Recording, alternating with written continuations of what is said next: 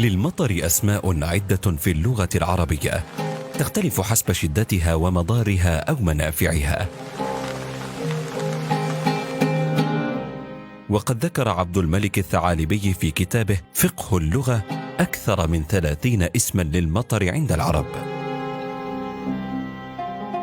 سموه قديما بأسماء بالغة الدقة.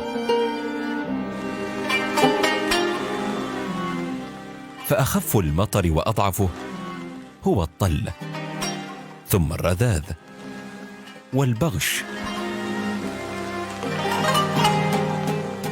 أما الديمة والهتلان فهي المطر المستمرة ساعات وأياما دون برق أو رعد.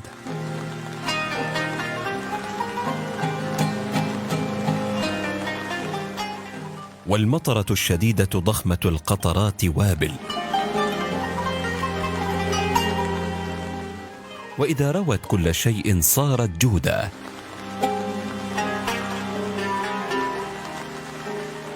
فإذا جرفت كل ما اعترضها وغمرت وجه الأرض باتت سحيتة وساحية.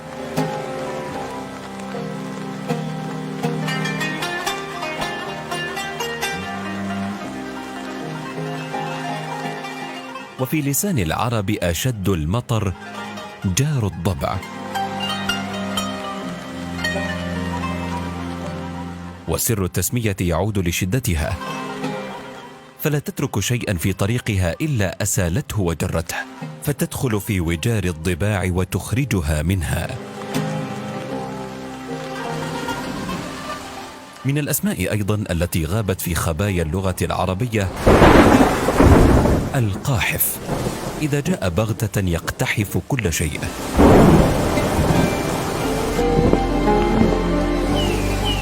والخدر، لأنه يخدر الناس في بيوتهم فلا يخرجون منها.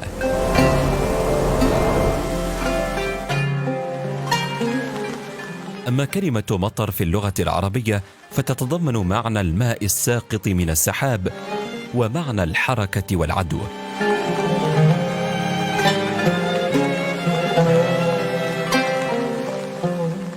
استعمالات المطر في القرآن كانت في معاني العذاب والعقاب. وأمطرنا عليهم مطرا فانظر كيف كان عاقبة المجرمين. ولقد أتوا على القرية التي أمطرت مطر السوء أفلم يكونوا يرونها بل كانوا لا يرجون نشورا.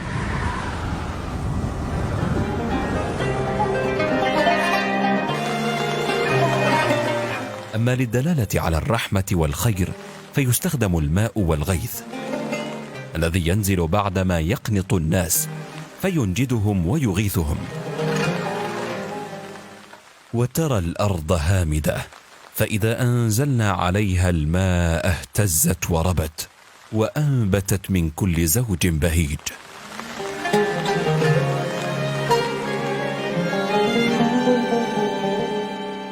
تختلف أيضا مسميات المطر في اللهجات العربية. في الدول المغاربية تستخدم كلمة الشتاء، وفي بعض المناطق لفظ النوء.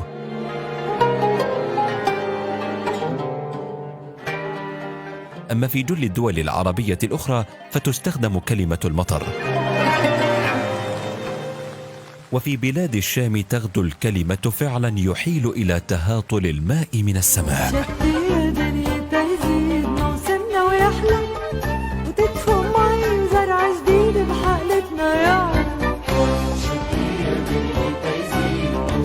ويحلى